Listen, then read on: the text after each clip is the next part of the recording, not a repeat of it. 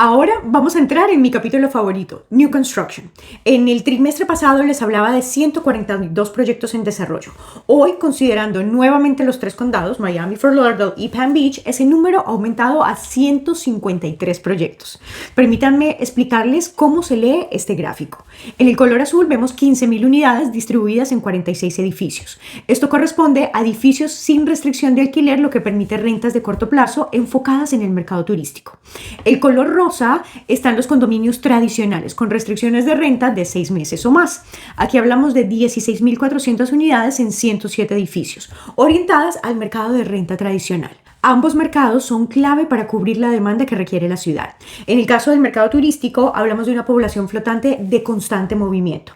Por ejemplo, donde somos sede del puerto de cruceros número 1 en el mundo con 8.5 millones de pasajeros al año, batiendo un nuevo récord.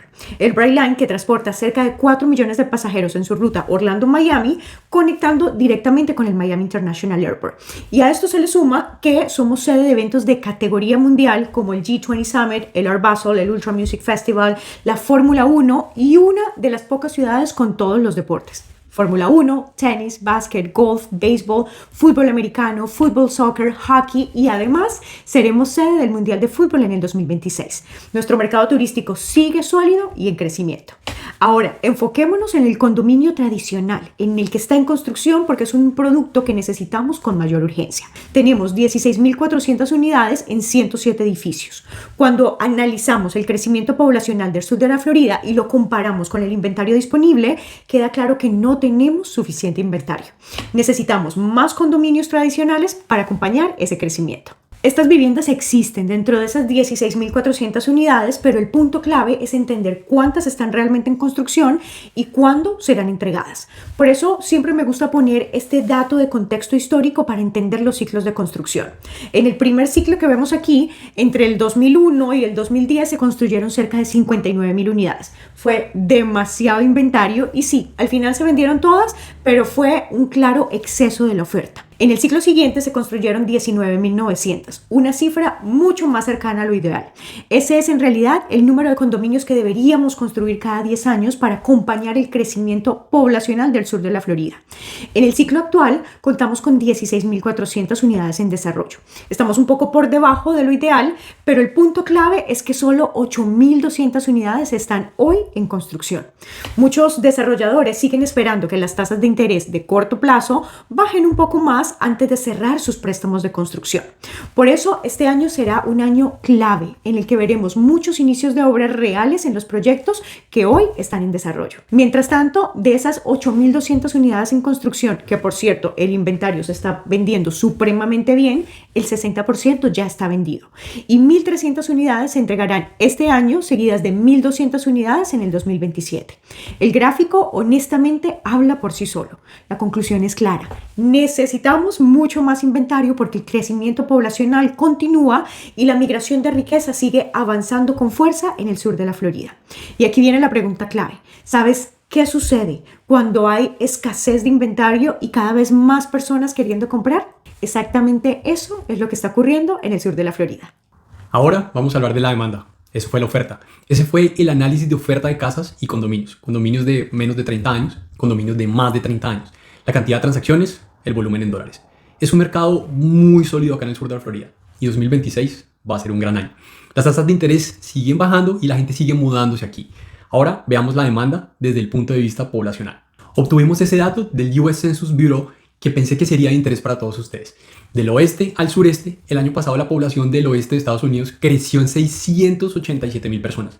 El medio oeste, 434.000, el nordeste, 410.000 y el sureste, desde Texas hasta Florida, 1.7 millones de personas. Eso significa que más de la mitad del crecimiento poblacional total de Estados Unidos ocurrió en la región del sureste del país, que es justamente donde estamos aquí en Miami. El crecimiento poblacional total de los Estados Unidos el año pasado fue de 3.3 millones de personas. Y recuerden que a pesar de todas las discusiones actuales sobre inmigración, seguimos siendo el tercer país de mayor crecimiento poblacional en el mundo. El número 1 es India, el número 2 es China. El número 3, nosotros, Estados Unidos. Florida, en particular, es el segundo estado de mayor crecimiento del país y el tercer país de mayor crecimiento en el mundo. Otro nuevo récord. 2025 ha sido el año de muchos récords. Recuerdo estar aquí sentados en enero pasado hablando de cómo 1.280 personas al día se estaban mudando al estado de Florida, lo que rompió todos los récords anteriores hasta 2025. Según el US Census Bureau, crecimos en 1.350 personas todos los días, superando el récord de 2024. ¿Cómo será 2026? No tenemos 100% certeza, pero mi apuesta es que se mantendrá al menos en 1.350 y no me sorprendería que fuera un poco más. Vamos a hablar ahora sobre el perfil del crecimiento. Antes de terminar el reporte, hoy les quiero compartir un dato clave. Datos que nos ayudan a entender mucho mejor el perfil de crecimiento del sur de la Florida y por qué estamos viendo este fenómeno tan fuerte en este momento. Este gráfico del CBRE Research muestra empresas Fortune 400 y Fortune 500, principalmente de Estados Unidos, que reubicaron sus operaciones al sur de la Florida durante el último año. ¿Qué nos dice esto? Desde California, 34 empresas Fortune 400 y Fortune 500 trasladaron sus operaciones al sur de la Florida. Desde Illinois, principalmente el área de Chicago, llegaron 20 grandes compañías y desde Nueva York 62 empresas relevantes se mudaron al sur de la Florida solo en el último año. Estos datos confirman algo muy importante. No solo estamos viendo crecimiento en número de personas, sino una transformación en el perfil de quienes llegan. Empresas y líderes corporativos de alto nivel están redefiniendo cómo se vive, cómo se trabaja y cómo se invierte en el sur de la Florida. Este movimiento corporativo es una de las razones clave detrás de la demanda sostenida que estamos viendo hoy en el mercado inmobiliario de la región. En este punto es importante detenernos y responder una de las preguntas que más recibimos de nuestros clientes. ¿De dónde viene realmente todo este crecimiento? ¿De dónde surge esta demanda tan fuerte que estamos viendo hoy en la Florida? Y la respuesta es que esto no está pasando por casualidad. Tampoco es una moda ni es algo temporal. Lo que estamos viendo es un movimiento estructural y profundo donde personas, empresas y capital mundial está cambiando de lugar. Ahora bien, hay un punto clave que no se puede ignorar. El COVID fue un gran acelerador de todo esto. La pandemia no creó este movimiento, pero rompió reglas y hábitos que parecían intocables. Cambió la forma de trabajar, de operar empresas y de tomar decisiones de vida. Mucha gente se dio cuenta de que ya no tenía que vivir donde siempre había vivido, ni operar desde los mismos lugares de siempre. Eso abrió los ojos a miles de empresarios, ejecutivos de nivel mundial y dueños de grandes empresas. No se trata solo de cuánta gente se muda, sino de quiénes se están mudando.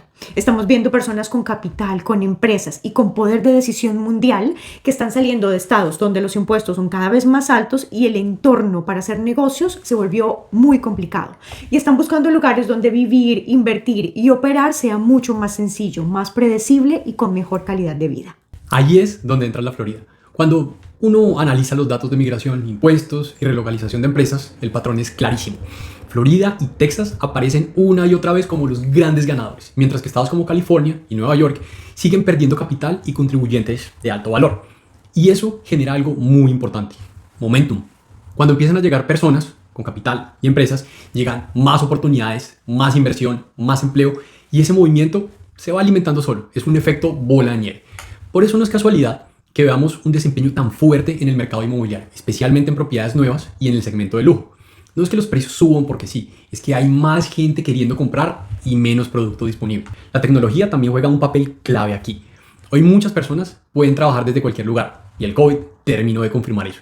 Lo que antes tomaba años en cambiar, pasó en meses. Eso cambió completamente la estrategia de vida y negocios de muchísimas personas. Y esto nos lleva a la otra pregunta que también escuchamos mucho. ¿Esto se puede revertir?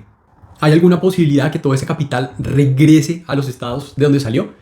Para que esto ocurriera, tendría que pasar algo muy concreto: que ese mismo capital decidiera volver nuevamente a estados como California o como Nueva York. Y cuando miramos lo que está ocurriendo en esos mercados, la realidad es que eso se ve poco probable. En California, por ejemplo, vemos propuestas de impuestos a la riqueza y una presión fiscal cada vez mayor sobre el capital.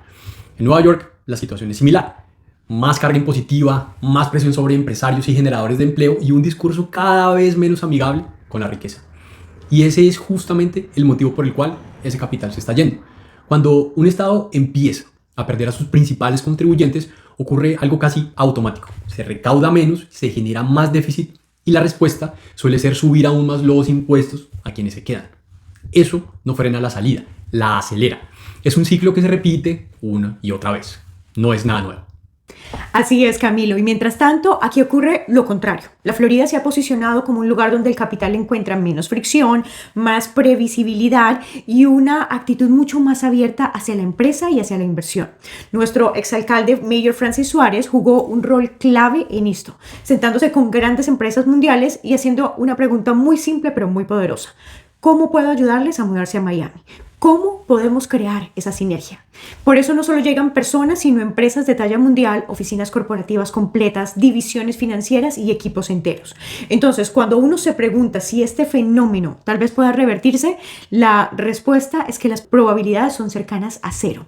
Para que esto ocurriera, los estados que están perdiendo capital tendrían que cambiar radicalmente su rumbo, bajar impuestos, cambiar el mensaje hacia el empresario y generar incentivos reales. Y hoy, sinceramente, no estamos viendo señales claras de que eso vaya a suceder. Al contrario, lo que vemos es que este movimiento sigue ganando fuerza. Cada vez más empresas se mudan, cada vez más capital se reubica y esto sigue fortaleciendo ese momento. Por eso, más que preguntarnos si esto se va a revertir, la pregunta correcta es ¿en qué etapa del ciclo estamos?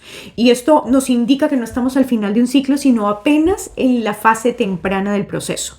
Esto hace que ese momentum actual del sur de la Florida sea tan relevante y esté tan lleno de oportunidades. Este es un momento muy emocionante en nuestra historia, en nuestro país y sin duda en nuestra región. Estamos viendo un cambio profundo y tener la oportunidad de documentarlo con datos, contexto y visión es algo verdaderamente extraordinario. Así es, Camilo, y estoy convencida de que dentro de algunos años miraremos hacia atrás y diremos, wow, mira esto, eran los primeros años y teníamos razón. No solo por lo que ocurrió en el mercado inmobiliario, sino por cómo el sur de la Florida se consolidó como uno de los lugares más relevantes para vivir, para invertir y para construir futuro. Gracias por acompañarnos en este recorrido y por ser parte de esta conversación.